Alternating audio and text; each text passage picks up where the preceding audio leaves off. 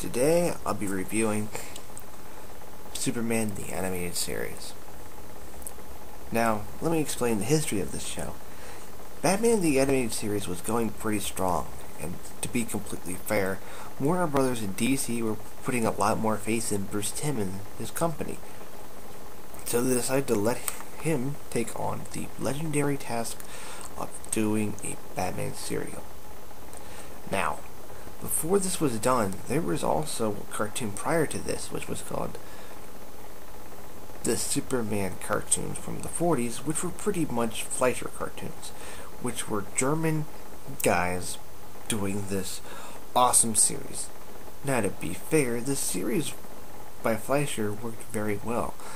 The only problem was nowadays the cartoon had only about 17 episodes, and the new and improved storytelling was keeping it from being as popular as it once was. So, let's take a look at Batman. I said Batman, didn't I? Whatever. At least you know what comes next week. The story is very much the same. The first 3 episodes describe the last son of Krypton's life in space, then on Earth. It's kind of nice to see everything being tucked into one neat and finely tuned extravaganza, and I have to admit, seeing it in the first 3 episodes is really good as opposed to not seeing it at all. You know, this kind of reminds me of that one movie with that one guy. Was it George Reeve? No, it was that other guy. The guy who was a real Superman in real life, who he couldn't fly. He couldn't break walls. No, he was in a wheelchair the whole time, and he helped millions of people. Oh yeah, Christopher Reeves. That guy, yes. That man was a great Superman, and it transcended time for everybody, and this cartoon does the same. The show really had a lot of heart in it, and you can tell right from the start, as they even have Martha Kent saying, "I think we should name him Christopher." First Tim, just for that reference, I have to admit, thank you. So, let's not divulge all the plot now. Essentially, we first see him do a lot of weird things. Lex Luthor's trying to defeat him through various means, simply by weapons or by outsmarting him in a game of chess. It all is pretty interesting to see Superman take on these new, more difficult threats as time goes on. And I'll get to some of the more important things later. But right now, let's just go straight to the characters.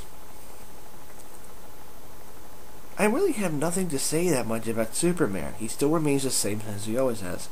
He's the typical Boy Scout, but at the same time, he's kind of different. He seems to be a bit more open, and he doesn't really have this big thing with Lois, as everybody seems to assume.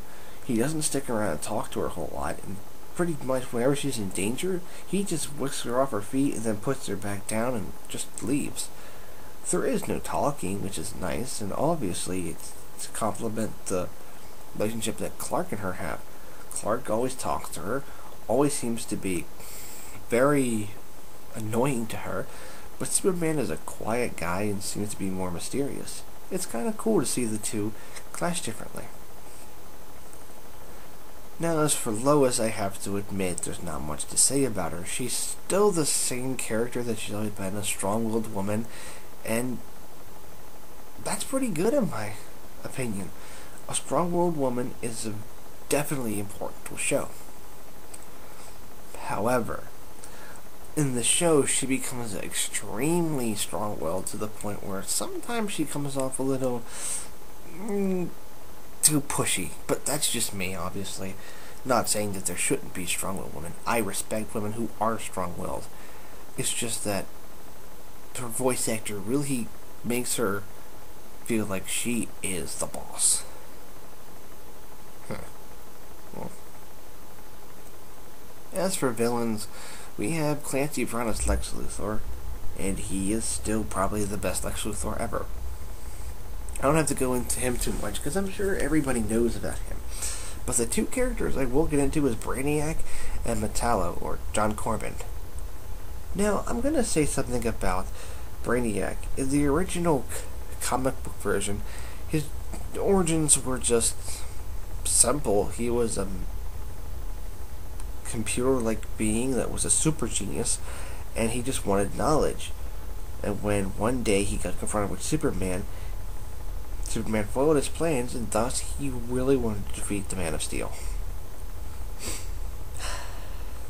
In the show, however, they changed him from being a super genius to a sentient computer that was made by Jor-El, Superman's father.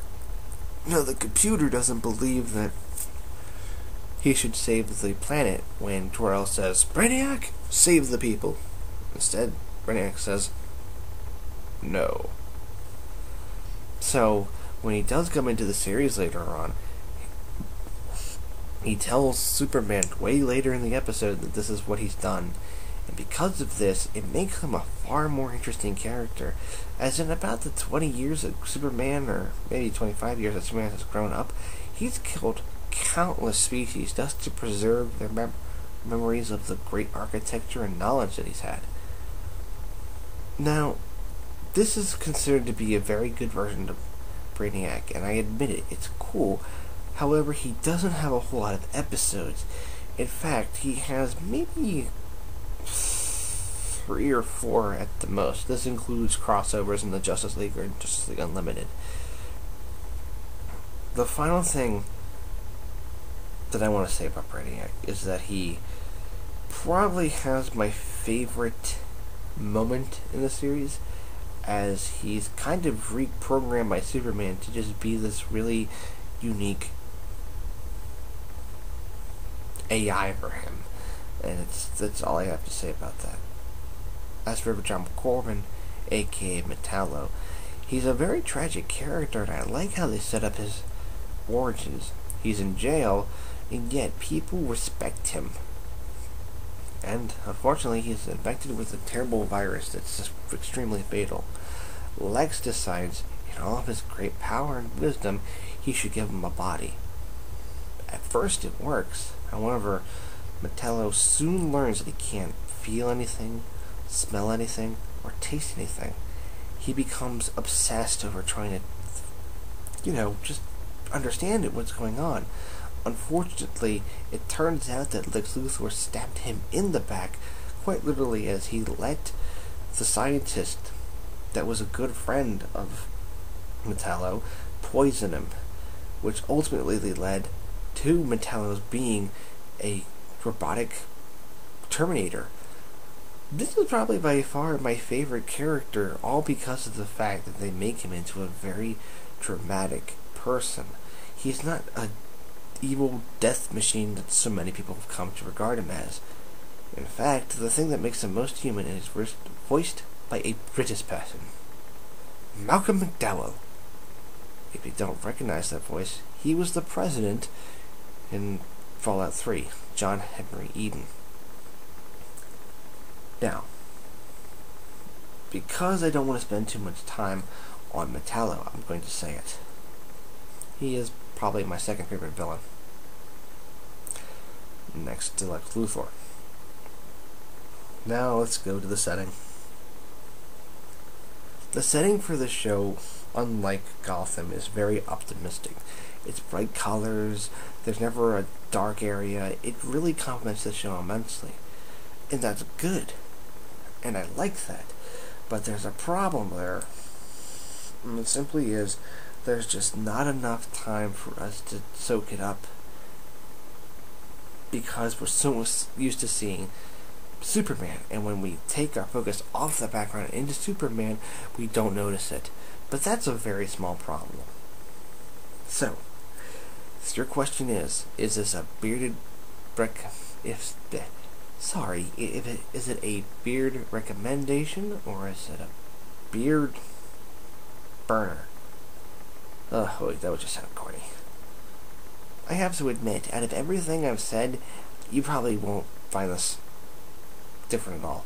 It's a beard recommendation. But let's face it, it's Superman. What else would it be? Next time, we're going to be taking a look at... I can't say it. I can't say it. Taking a look at Batman, the animated series. Oh god. I don't want to review this. This is my childhood. Oh well. At least it's only for one video.